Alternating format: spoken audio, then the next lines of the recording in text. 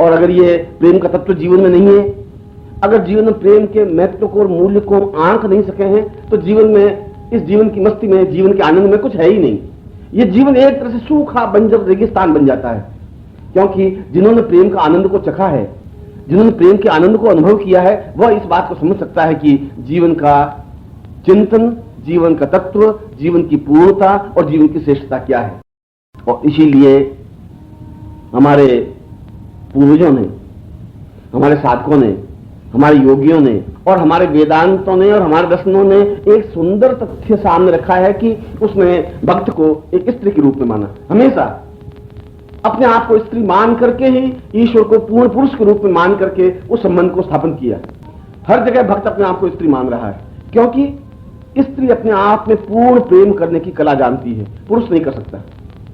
स्त्री में प्रेम की एक चिंतन, एक धारा, एक रस है, वह उसके तड़प को, उसकी बेचैनी को अनुभव कर सकती है। पुरुष तो केवल गणित कर सकता है, पुरुष का केवल बुद्धि पक्ष ही हावी है, स्त्री बुद्धि पक्ष को अपने ऊपर हावी नहीं होने देती। स्त्री अपने आप में पूर्ण रूप से समर्पण कर सकती है, पूर्ण रूप से अपने आप को समर्पित कर सकती है, अपने आप को पूर्ण रूप से मिटा सकती है, अपने आप को पूर्ण रूप से लीन कर सकती है। यह गुण, यह चिंतन स्त्री में है, पुरुष में नहीं। और इसीलिए चाहे हम कबीर को कहें, चाहे सूर को कहें, चाहे मीरा को कहें और चाहे किसी भी योगी सन्यासी को कहें, जब भी उन्होंने ईश्वर को प्राप्त करने की क्रिया की और अग्रसर हुए, जब भी उन्होंने ईश्वर को प्राप्त करने की कोशिश की है, तब उन्होंने अपने आप को स्त्री के रूप में माना ही है। और स्त्री के रूप में मानने के लिए आवश्यक नहीं है कि हम स्त्री के कपड़े पहने, स्त्री के रूप में मानने की जरूरत नहीं है कि हम लिपस्टिक, पाउडर, क्रीम लगाएं। स्त्री के रूप में मानने की क्रिया है कि हम अपने उस हृदय पक्ष को एकदम से जागृत कर दें, क्योंकि हृदय पक्ष का जागृत होने की क्रिया ही जीवन की पूर्णता है और हमारी सारी बुद्धि उस हृदय पक्ष पर हावी है। और यह हृदय पक्ष पर हावी होना जीवन को मरुस्थल, रेगिस्तान बना देना है। क्योंकि जब तक जीवन में रस नहीं है, जब तक जीवन में प्रेम का चिंतन नहीं है, जब तक जीवन में एक माधुर्य नहीं है, जब तक हम किसी की इंतजार में खोए हुए नहीं रहते, जब तक हमारी आंखों में कुछ बसा हुआ नहीं रहता, जब तक हर क्षण हमारे चिंतन में कोई चीज, कोई तथ्य, कोई ज्ञान, कोई धारणा नहीं होती, जब तक वह प्रीतम हमारी नयनों में बिल्कुल समाया हुआ नहीं होता, तब तक हम ध्यान लगा ही नहीं सकते, तब तक हम खोए हुए रह ही नहीं सकते, तब तक अपने आप को लीन कर ही नहीं सकते, तब तक अपने आप को मिटा ही नहीं सकते। और इसीलिए तो स्त्री बनना जीवन का सौभाग्य है, इसीलिए तो स्त्रीत्व जीवन की पूर्णता है, क्योंकि जीवन की श्रेष्ठतम रचना केवल और केवल मात्र स्त्री कर सकती है।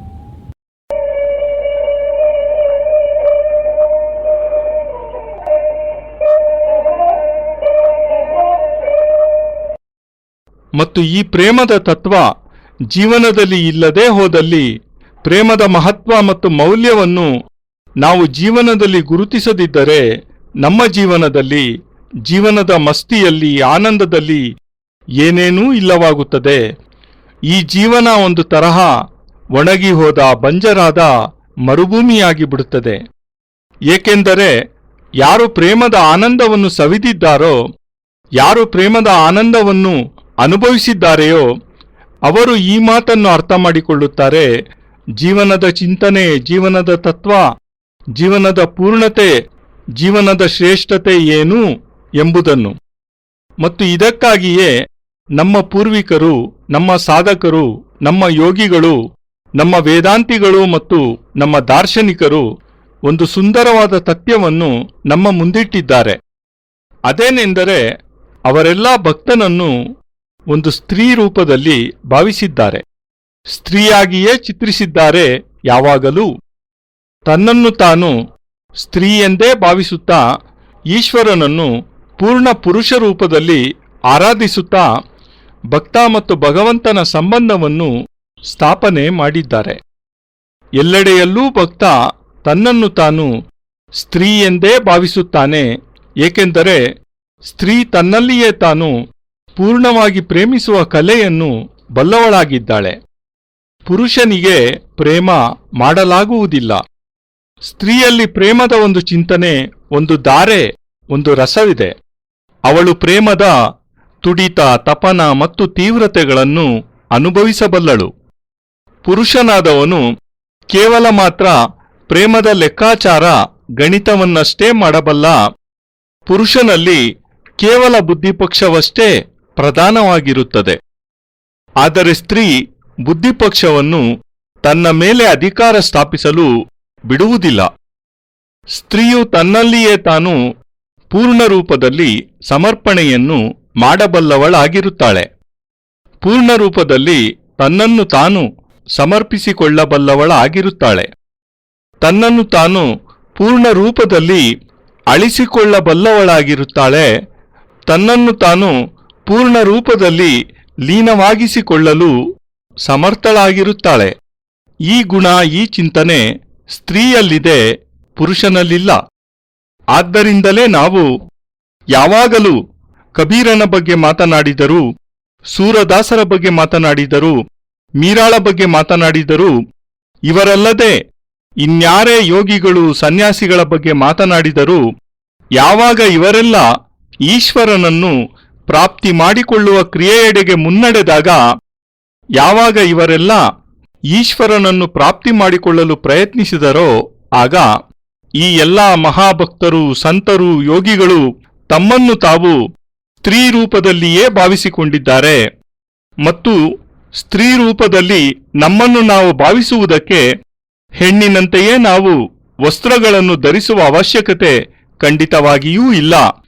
ಸ್ತ್ರೀಯಂತೆ ನಾವು ಭಾವಿಸುವುದಕ್ಕೆ ಅವರಂತೆ ಲಿಪ್ಸ್ಟಿಕ್, ಕ್ರೀಮ್ ಮತ್ತು ಪೌಡರ್ಗಳನ್ನು ಹಚ್ಚಿಕೊಳ್ಳುವ ಅವಶ್ಯಕತೆಯೂ ಖಂಡಿತ ಇಲ್ಲ.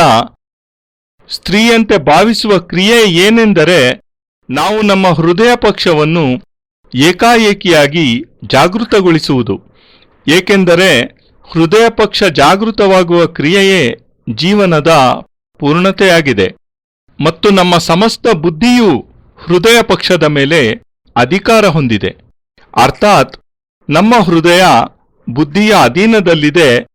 ಮತ್ತು ಈ ನಮ್ಮ ಬುದ್ಧಿ ಹೃದಯ ಪಕ್ಷವನ್ನು ತನ್ನ ನಿಯಂತ್ರಣದಲ್ಲಿಟ್ಟುಕೊಂಡಿರುವುದು ನಮ್ಮ ಜೀವನವನ್ನು ಬರುಡಾಗಿಸಿದೆ, ಮರುಭೂಮಿಯನ್ನಾಗಿಸಿದೆ.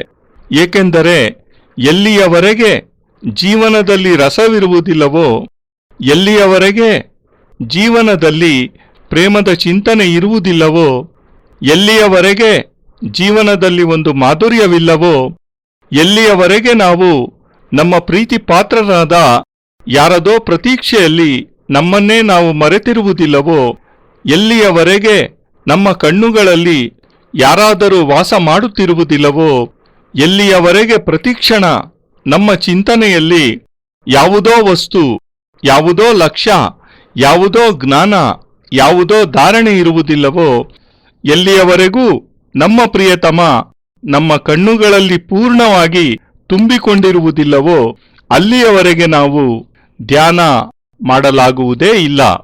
ಅಲ್ಲಿಯವರೆಗೆ ನಾವು ಯಾರದೋ ಚಿಂತನೆಯಲ್ಲಿ ನಮ್ಮ ಅಸ್ತಿತ್ವವನ್ನು ಮರೆಯಲಾಗುವುದಿಲ್ಲ. ಅಲ್ಲಿಯವರೆಗೆ ನಮ್ಮನ್ನು ನಾವು ಲೀನಗೊಳಿಸಿಕೊಳ್ಳಲಾಗುವುದೇ ಇಲ್ಲ. ಅಲ್ಲಿಯವರೆಗೆ ನಮ್ಮನ್ನು ನಾವು ಅಳಿಸಿಕೊಳ್ಳಲಾಗುವುದೇ ಇಲ್ಲ. ಮತ್ತು ಇದಕ್ಕಾಗಿಯೇ ಸ್ತ್ರೀಯಾಗುವುದು ಜೀವನದ ಸೌಭಾಗ್ಯವೇ ಸರಿ. ಇದಕ್ಕಾಗಿಯೇ ಸ್ತ್ರೀತತ್ವ ಜೀವನದ ಪೂರ್ಣತೆಯಾಗಿದೆ. ಏಕೆಂದರೆ ಜೀವನದ ಶ್ರೇಷ್ಠತಮ ರಚನೆ ಕೇವಲ ಮತ್ತು ಕೇವಲ ಮಾತ್ರ ಸ್ತ್ರೀ ಮಾತ್ರವೇ ಮಾಡಬಲ್ಲಳು.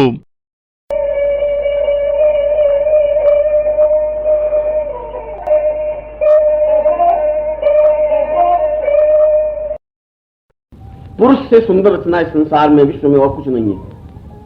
पुरुष को जन्म देना स्त्री का सबसे श्रेष्ठतम कार्य है, क्योंकि उसमें दो गुण हैं.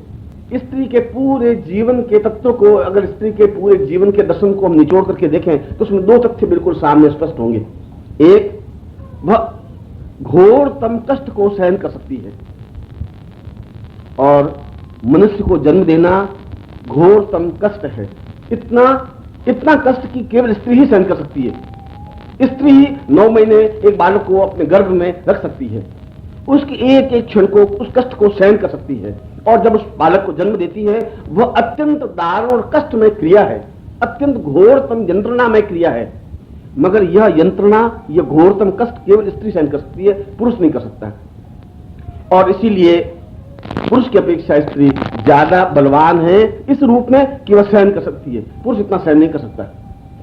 पुरुष अपने आप को हावी करने के लिए नदियां लांघता है, समुद्र में छलांग लगाता है, आकाश में उड़ता है, खतरे उठाता है, जोखिम भरे कार्य करता है। वह ये दिखाने के लिए करता है कि मैं भी तुम्हारी तरह सहन शक्ति रखता हूं, मैं भी तुम्हारी तरह कष्ट उठा सकता हूं, मैं भी तुम्हारी तरह यंत्रणा भोग सकता हूं। यह केवल अपने आप को स्त्री पर हावी होने की एक छलावा है, एक क्रिया है, मगर उस कष्ट को, उस दारुण वेदना को, उस चिंतन को वह पुरुष नहीं समझ सकता।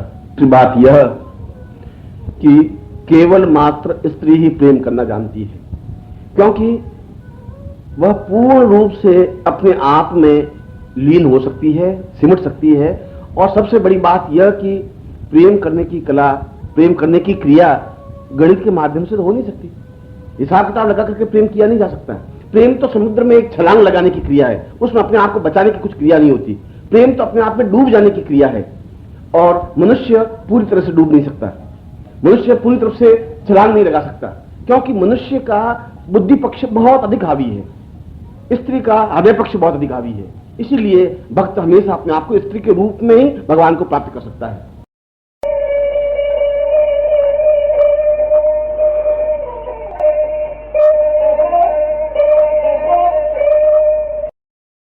ಪುರುಷನಿಗಿಂತ ಸುಂದರವಾದ ರಚನೆ ಈ ಬ್ರಹ್ಮಾಂಡದಲ್ಲಿ, ಈ ವಿಶ್ವದಲ್ಲಿ ಬೇರಾವುದೂ ಇಲ್ಲವೇ ಇಲ್ಲ. ಪುರುಷನೊಬ್ಬನಿಗೆ ಜನ್ಮ ಕೊಡುವುದು ಸ್ತ್ರೀ ಮಾಡುವ ಅತ್ಯಂತ ಶ್ರೇಷ್ಠತಮ ಕಾರ್ಯವಾಗಿದೆ. ಏಕೆಂದರೆ ಸ್ತ್ರೀಯಲ್ಲಿ ಈ ಎರಡು ಗುಣಗಳಿವೆ. ಸ್ತ್ರೀಯ ಸಂಪೂರ್ಣ ಜೀವನದ ತತ್ವಗಳನ್ನು, ಸ್ತ್ರೀಯ ಜೀವನದ ದರ್ಶನವನ್ನು ನಾವು ನಿಷ್ಕರ್ಷೆ ಮಾಡಿ ನೋಡಿದಾಗ ಅದರಲ್ಲಿ ಎರಡು ಅತಿ ಮುಖ್ಯವಾದ ತತ್ವಗಳು ನಮ್ಮ ಮುಂದೆ ಸ್ಪಷ್ಟವಾಗುತ್ತವೆ. ಮೊದಲನೆಯದು, ಸ್ತ್ರೀಯು ಘೋರತಮವಾದ ಕಷ್ಟಗಳನ್ನು ಸಹಿಸಿಕೊಳ್ಳಬಲ್ಲಳು ಮತ್ತು ಮನುಷ್ಯನೊಬ್ಬನಿಗೆ ಜನ್ಮ ಕೊಡುವುದು ಘೋರತಮವಾದ ಕಷ್ಟವಾಗಿದೆ. ಅದು ಎಷ್ಟೊಂದು ಕಷ್ಟದಾಯಕವಾದುದೆಂದರೆ ಅದನ್ನು ಕೇವಲ ಸ್ತ್ರೀ ಮಾತ್ರವೇ ಸಹಿಸಿಕೊಳ್ಳಬಲ್ಲಳು. ಸ್ತ್ರೀ ಮಾತ್ರವೇ 9 ತಿಂಗಳು ಒಬ್ಬ ಬಾಲಕನನ್ನು ತನ್ನ ಗರ್ಭದಲ್ಲಿರಿಸಿಕೊಳ್ಳಬಲ್ಲಳು. ಆ ಪ್ರಕ್ರಿಯೆಯ ಒಂದೊಂದು ಕ್ಷಣವನ್ನು, ಅತೀವ ವೇದನೆಯನ್ನು ಸ್ತ್ರೀ ಸಹಿಸಿಕೊಳ್ಳುತ್ತಾಳೆ.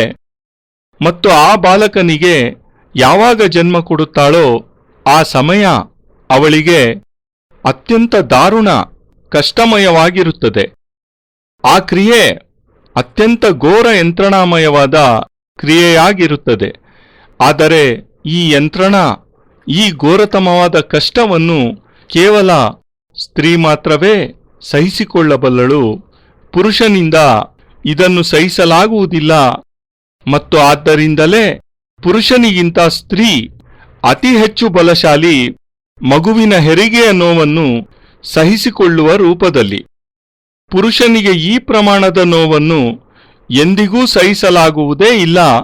ಮತ್ತು ಪುರುಷನು ತನ್ನನ್ನು ತಾನು, ಸ್ತ್ರೀಯನ್ನು ತನ್ನ ನಿಯಂತ್ರಣದಲ್ಲಿಟ್ಟುಕೊಳ್ಳುವ ಸಲುವಾಗಿ ನದಿಗಳನ್ನು ಈಜಿ ದಾಟುತ್ತಾನೆ, ಸಮುದ್ರದಲ್ಲಿ ಧುಮುಕುತ್ತಾನೆ, ಆಕಾಶದಲ್ಲಿ ಹಾರಾಡುತ್ತಾನೆ, ಅಪಾಯಕಾರಿ ಸಾಹಸಗಳನ್ನು ಮಾಡುತ್ತಾನೆ, ಪ್ರಾಣಾಪಾಯವಾಗುವ ಕೆಲಸಗಳನ್ನು ಮಾಡುತ್ತಾನೆ. ಇವೆಲ್ಲವನ್ನೂ ಅವನು ಮಾಡುವುದು ಸ್ತ್ರೀಗೆ ತೋರಿಸುವುದಕ್ಕಾಗಿ, ನೋಡು, ನಾನೂ ಸಹ ನಿನ್ನಂತೆಯೇ ಸಹನ ಶಕ್ತಿಯನ್ನು ಹೊಂದಿದ್ದೇನೆ, ನಾನು ನಿನ್ನಂತೆಯೇ ಕಷ್ಟಪಡಬಲ್ಲೆ, ನಾನು ನಿನ್ನಂತೆಯೇ ಯಂತ್ರಣವನ್ನು, ಅಂದರೆ ಅತೀವ ವೇದನೆಯನ್ನು ಸಹಿಸಬಲ್ಲೆ. ಇವೆಲ್ಲ ಕೇವಲ ಸ್ತ್ರೀಯ ಮೇಲೆ ನಿಯಂತ್ರಣ ಸಾಧಿಸಲು ಪುರುಷನು ಮಾಡುತ್ತಿರುವ ಷಡ್ಯಂತ್ರವಾಗಿದೆ, ಒಂದು ಕ್ರಿಯೆಯಾಗಿದೆ. ಆದರೆ ಸ್ತ್ರೀಯ ಆ ಕಷ್ಟವನ್ನು, ದಾರುಣವಾದ ವೇದನೆಯನ್ನು, ಆ ಚಿಂತನೆಯನ್ನು ಎಂದಿಗೂ ಪುರುಷ ಅರ್ಥ ಮಾಡಿಕೊಳ್ಳುವುದೇ ಇಲ್ಲ. ಸತ್ಯಸಂಗತಿ ಏನೆಂದರೆ, ಕೇವಲ ಸ್ತ್ರೀ ಮಾತ್ರವೇ ಪ್ರೇಮಿಸುವ ಕಲೆಯನ್ನು ತಿಳಿದಿದ್ದಾಳೆ. ಏಕೆಂದರೆ ಅವಳು ಪೂರ್ಣ ರೂಪದಲ್ಲಿ ತನ್ನಲ್ಲಿಯೇ ತಾನು ಲೀನವಾಗಬಲ್ಲಳು, ಏಕಾಕಾರಳಾಗಬಲ್ಲಳು, ತಾದಾತ್ಮ್ಯವನ್ನು ಹೊಂದಬಲ್ಲವಳಾಗಿದ್ದಾಳೆ. ಮತ್ತು ಅತಿ ಮುಖ್ಯವಾದ ವಿಷಯವೇನೆಂದರೆ, ಪ್ರೇಮಿಸುವ ಕಲೆ, ಪ್ರೇಮಿಸುವ ಕ್ರಿಯೆ ಗಣಿತದ ಮಾಧ್ಯಮದಿಂದ ಮಾಡಲಾಗುವುದೇ ಇಲ್ಲ. ಲಾಭ ನಷ್ಟಗಳನ್ನು ಎಣಿಸುತ್ತಾ ಪ್ರೇಮ ಮಾಡಲು ಸಾಧ್ಯವಿಲ್ಲ. ಪ್ರೇಮವೆಂದರೆ ಏಕಾಏಕಿ ಸಮುದ್ರದಲ್ಲಿ ಧುಮುಕುವಂತಹ ಕ್ರಿಯೆ, ಅದರಲ್ಲಿ ತನ್ನನ್ನು ತಾನು ರಕ್ಷಿಸಿಕೊಳ್ಳುವಂತಹ ಯಾವುದೇ ಕ್ರಿಯೆ ಮಾಡಲಾಗುವುದಿಲ್ಲ. ಪ್ರೇಮ ತನ್ನಲ್ಲಿಯೇ ತಾನು ಪೂರ್ಣವಾಗಿ ಮುಳುಗುವಂತಹ ಕ್ರಿಯೆ ಮತ್ತು ಮನುಷ್ಯ ಪೂರ್ಣ ರೂಪದಲ್ಲಿ ಮುಳುಗುವುದೇ ಇಲ್ಲ, ಮನುಷ್ಯ ಪೂರ್ಣ ರೂಪದಲ್ಲಿ ಧುಮುಕುವುದೇ ಇಲ್ಲ. ಏಕೆಂದರೆ ಮನುಷ್ಯ ತನ್ನ ಬುದ್ಧಿಪಕ್ಷದ ಅಧೀನನಾಗಿರುತ್ತಾನೆ. ಸ್ತ್ರೀ ಮೇಲೆ ಅವಳ ಹೃದಯ ಪಕ್ಷ ಅತ್ಯಧಿಕವಾದ ನಿಯಂತ್ರಣ ಹೊಂದಿರುತ್ತದೆ. ಆದ್ದರಿಂದಲೇ ಭಕ್ತನಾದವನು ಯಾವಾಗಲೂ ತನ್ನ ಸ್ತ್ರೀ ರೂಪದಿಂದಲೇ ಭಗವಂತನನ್ನು ಪ್ರಾಪ್ತಿ ಮಾಡಿಕೊಳ್ಳುತ್ತಾನೆ.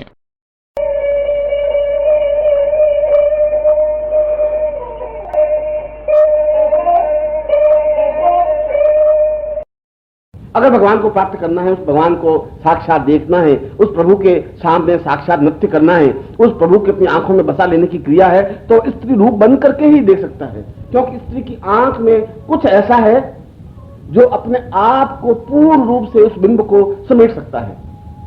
मनुष्य आधा मस्तिष्क भाग से सोचता है, आधा हृदय भाग से सोचता है।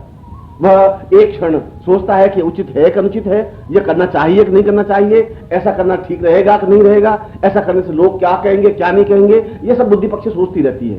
और अगर यह सोचता है वह प्रेम नहीं कर सकता, वह केवल ढोंग कर सकता है, वह केवल पाखंड कर सकता है, वह केवल छल कर सकता है। स्त्री छल नहीं कर सकती। अगर स्त्री प्रेम करेगी तो पूरी तरह से करेगी, अपने आप को पूर्ण रूप से समर्पित करके करेगी, अपने आप को पूर्ण रूप से डुबो देने की क्रिया करके करेगी। इसीलिए ये दोनों ही क्रियाएं स्त्री के पास ही है। घोरतम कष्ट सहन करना प्रेम का आधार है, क्योंकि उस वियोग में और कुछ है ही नहीं। वह प्रेम तो एक झलक के लिए दिखाई देता है और उसके लिए लुक जाता है।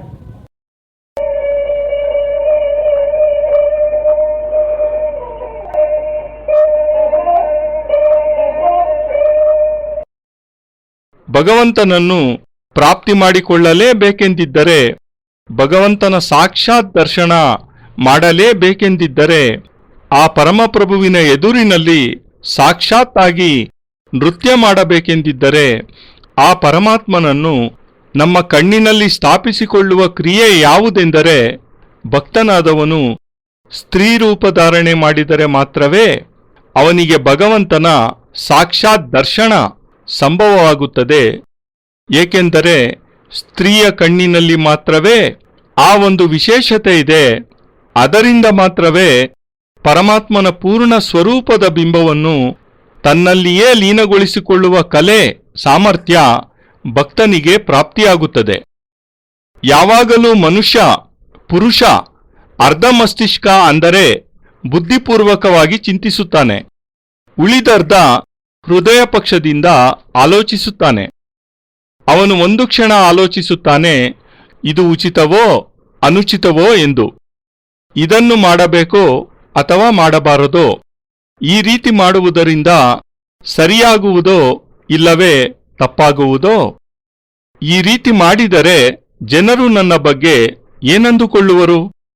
ಇಂಥ ವಿಚಾರಗಳನ್ನು ಮನುಷ್ಯನ ಬುದ್ಧಿಪಕ್ಷ ಸದಾ ಚಿಂತಿಸುತ್ತಿರುತ್ತದೆ. ಮತ್ತು ಅವನು ಈ ರೀತಿಯ ಆಲೋಚನೆ ಮಾಡುತ್ತಿದ್ದರೆ ಅವನಿಂದ ಎಂದಿಗೂ ಯಾರನ್ನೂ ಪ್ರೇಮಿಸಲಾಗುವುದೇ ಇಲ್ಲ. ಅವನು ಕೇವಲ ಡೋಂಗಿತನವನ್ನು ಪಾಖಂಡಿತನವನ್ನು ಮಾತ್ರವೇ ಆಚರಿಸಬಲ್ಲ. ಅವನು ಕೇವಲ ಮಾತ್ರ ಮೋಸಗಾರನಾಗಬಲ್ಲ ಅಷ್ಟೇ. ಸ್ತ್ರೀ ಎಂದಿಗೂ ಮೋಸ ಮಾಡುವುದಿಲ್ಲ. ಸ್ತ್ರೀ ಯಾರನ್ನಾದರೂ ಪ್ರೀತಿಸಿದರೆ ಸಂಪೂರ್ಣವಾಗಿಯೇ ಪ್ರೀತಿಸುತ್ತಾಳೆ.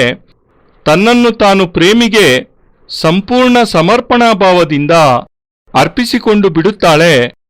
ತನ್ನನ್ನು ತಾನು ಪೂರ್ಣ ರೂಪದಿಂದ ಪ್ರೇಮಿಯಲ್ಲಿ ಮುಳುಗಿ ಹೋಗುವ ಸಂಪೂರ್ಣ ತಾದಾತ್ಮ್ಯತೆ ಹೊಂದುವ ಕ್ರಿಯೆಯೊಂದಿಗೆ ಪ್ರೇಮಿಸುತ್ತಾಳೆ. ಆದ್ದರಿಂದಲೇ ಈ ಎರಡೂ ಕ್ರಿಯೆಗಳೂ ಸಹ ಕೇವಲ ಮಾತ್ರ ಸ್ತ್ರೀಯ ಬಳಿಯಲ್ಲಿಯೇ ಇವೆ. ಘೋರತಮವಾದ ಕಷ್ಟವನ್ನು ಸಹಿಸುವುದು ಪ್ರೇಮದ ಆಧಾರವಾಗಿದೆ. ಏಕೆಂದರೆ ಸ್ತ್ರೀಯ ಯೋಗದಲ್ಲಿ ಅದನ್ನುಳಿದು ಬೇರೇನೂ ಇಲ್ಲವೇ ಇಲ್ಲ. ಆ ಪ್ರೇಮವಂತೂ ಕೇವಲ ಒಂದೇ ಒಂದು ಕ್ಷಣ ಮಾತ್ರಕ್ಕೆ ಮಿಂಚಿನಂತೆ ಕಾಣಿಸಿಕೊಂಡು ನಂತರ ಮಾಯವಾಗಿ ಬಿಡುತ್ತದೆ ಮತ್ತು ಅತ್ಯಂತ ಸುಮಧುರ ನೆನಪಾಗಿಯೇ ಉಳಿದು ಬಿಡುತ್ತದೆ.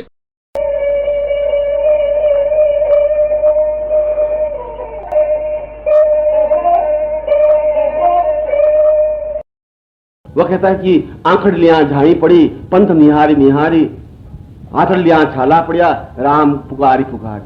मेरे तो उंगलियों पे छाले पड़ गए हैं उन दिन को गिनते गिनते। आज आएगा, कल आएगा, परसों आएगा, आज आने वाला है, कल आने वाला है, और सारी उंगलियां घिस गई है उस कृष्ण को इंतजार करते करते, उसके दिन गिनते गिनते। और मेरी बहुत सुंदर आंखों पे झाई पड़ गई है, हर क्षण में उस रास्ते पर, उस मार्ग पर देखती रहती हूं कि अब कृष्ण आए, अब आया, न मालूम किस समय आ जाए। अगर मैंने एक क्षण के लिए भी पलक बंद की, वो आ गए तो मैं देख नहीं सकूंगी। और वो कहता है कि आंखड़लियां झाई पड़ी। मीरा कह रही है कि मेरी आंखों में झाई पड़ गई है, आंखों की रोशनी कमजोर हो गई है, मैं अब पूरी तरह से उस मार्ग को भी देख नहीं पा रही हूं, मगर फिर भी मैं केवल एक ही चिंतन रखती हूं कि वो कृष्ण किसी समय आ सकते हैं। क्या इतनी वेदना को सहन कर सकता है? पुरुष इतनी वेदना सहन नहीं कर सकता है। पुरुष तो केवल एक दिन, 2 दिन, 4 दिन इंतजार करता है और एकदम से मुड़ जाता है। स्त्री ऐसा नहीं कर सकती। स्त्री गल जाती है, अपने आप को समाप्त कर देती है, अपने आप को मिटा देती है, जीवन भर के लिए अपने आप को समाप्त कर देने की क्रिया कर लेती है, क्योंकि उसमें इंतजार करने की शक्ति है। और यह इंतजार करने की शक्ति, यह वियोग सहन करने की शक्ति ठीक उतनी ही कष्टदायक है जितनी कि एक सुंदर पुरुष को जन्म देने का कष्ट। और इतना घोरतम कष्ट स्त्री सहन कर सकती है। इसलिए मैं कहता हूं कि प्रेम भी केवल मात्र स्त्री ही कर सकती है, सही ढंग से, पूर्ण रूप से, समर्पित भाव से, समर्पण भाव से। और इसीलिए जहां भी शिष्य है वह स्त्री बनकर के ही गुरु को प्राप्त कर सकता है, अपने आप में हृदय पक्ष को जागृत करके, अपने आप में चेतना प्राप्त करके, अपने आप में उस भावना को प्राप्त करके कि मैं केवल एक ही चिंतन, एक ही बात, एक ही धारणा, एक ही तथ्य कि मैं अपने जीवन में गुरु को अपने शरीर में आत्मसात कर सकूं, जीवन में नहीं अपने प्राणों में आत्मसात कर सकूं। प्राणों में नहीं, मेरे रोम रोम में, रग रग में, रेशे रेशे में गुरु स्थापित हो सके।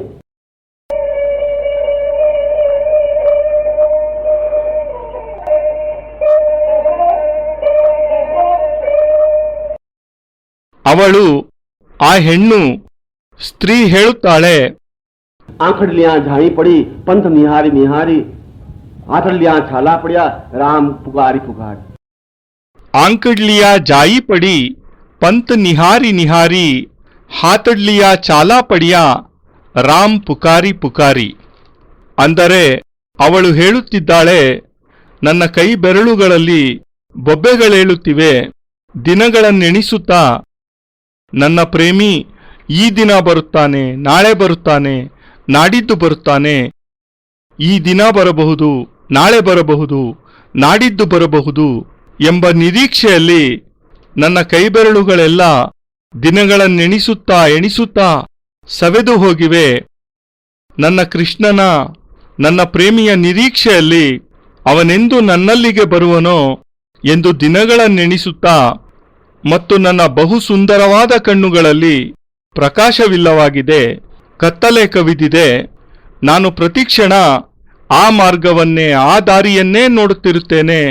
ಯಾವ ದಾರಿಯಲ್ಲಿ ನನ್ನ ಕೃಷ್ಣ, ನನ್ನ ಪ್ರೇಮಿ ಬರಬಹುದೋ, ಯಾವ ಕ್ಷಣದಲ್ಲಿ ಕೃಷ್ಣ ಬಂದೇ ಬಿಡಬಹುದೋ, ನಾನು ನನ್ನ ಕಣ್ಣನ್ನು ಕೇವಲ ಕೆಲವೇ ಕ್ಷಣ ಮುಚ್ಚಿದ್ದೇ ಆದರೆ, ಆ ಕ್ಷಣಗಳಲ್ಲೇ ಕೃಷ್ಣನ ಬರುವಿಕೆಯಾದರೆ, ಅವನ ಸಾಕ್ಷಾತ್ ದರ್ಶನದ ಪರಮ ಸೌಭಾಗ್ಯವನ್ನು ನನ್ನ ಕಣ್ಣುಗಳು ಕಳೆದುಕೊಂಡಂತಾಗುತ್ತದೆ ಅಲ್ಲವೇ? ಮತ್ತು ಅವಳು ಹೇಳುತ್ತಿದ್ದಾಳೆ, ಮೀರಾಬಾಯಿ ಹೇಳುತ್ತಿದ್ದಾಳೆ, ನನ್ನ ಕಣ್ಣುಗಳ ಜ್ಯೋತಿ ಕ್ಷೀಣಿಸಿದೆ, ಎಲ್ಲಾ ದೃಶ್ಯಗಳು ಮಸುಕಾಗಿ ಕಾಣುತ್ತಿವೆ. ನಾನೀಗ ನನ್ನ ಪ್ರಿಯತಮ ಕೃಷ್ಣ ಬರುವ ಹಾದಿಯನ್ನೂ ಸಹ ಸರಿಯಾಗಿ ಪೂರ್ಣರೂಪದಿಂದ ನೋಡಲಾಗುತ್ತಿಲ್ಲ.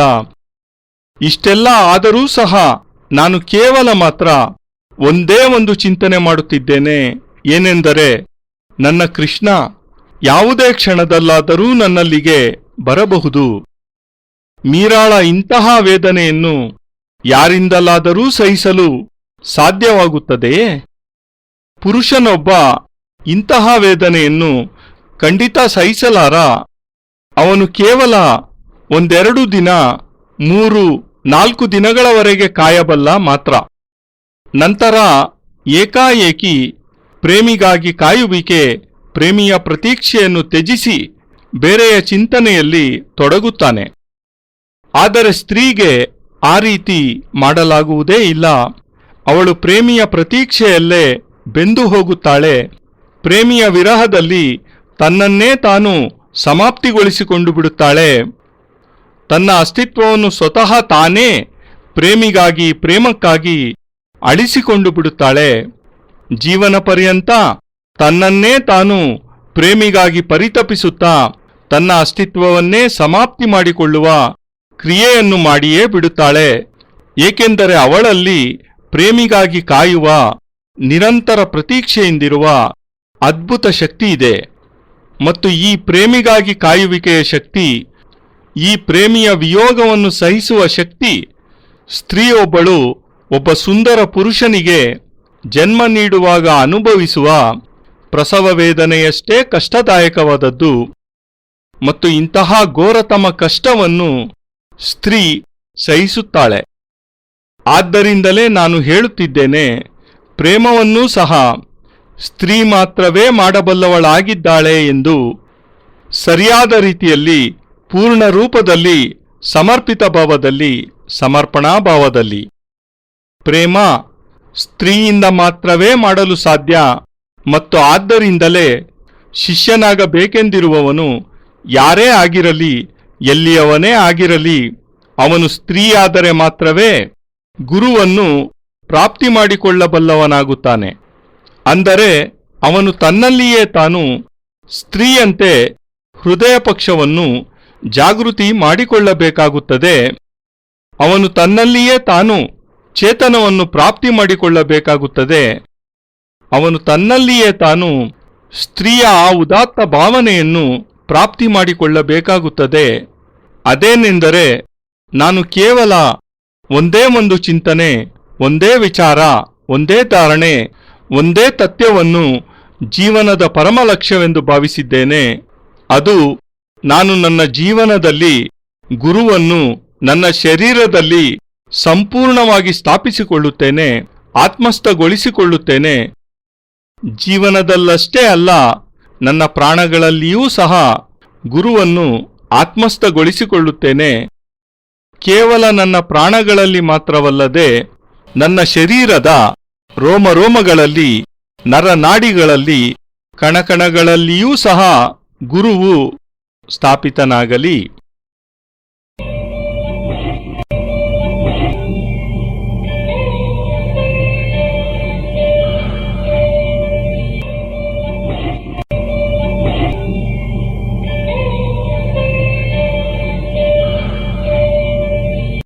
ನಾರಾಯಣೋತ್ವಂ ನಿಖಿಲೇಶ್ವರೋತ್ವಂ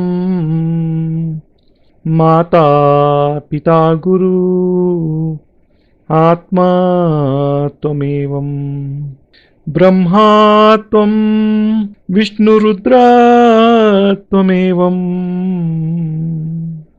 ಸಿದ್ಧಾಶ್ರಮೋ ತ್ವಂ ಗುರುವಂ ಪ್ರಣಮ್ಯಂ ತ್ವಮೇವ ಮಾತಾ ಚ ಪಿತಾ ತ್ವಮೇವ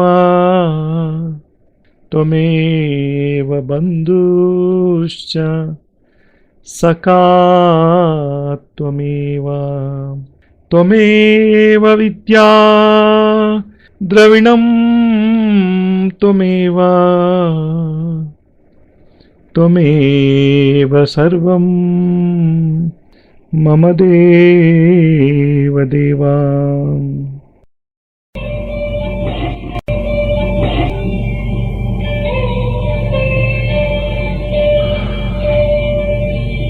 ತ್ವದೀಯಂ ವಸ್ತು ನಿಖಿಲಂ ತುಭ್ಯಮೇವಂ ಸಮರ್ಪಯೇತ್. ಜೈ ಗುರುದೇವ್.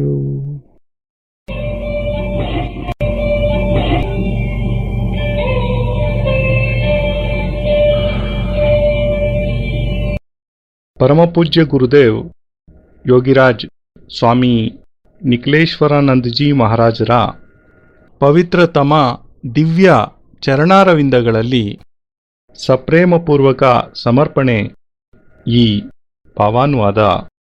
ಅತ್ಯಂತ ಕೃತಜ್ಞತಾಪೂರ್ವಕವಾಗಿ ಗುರೂಜಿ ನಿಖಿಲ್ ಸಚ್ಚಿದಾನಂದ.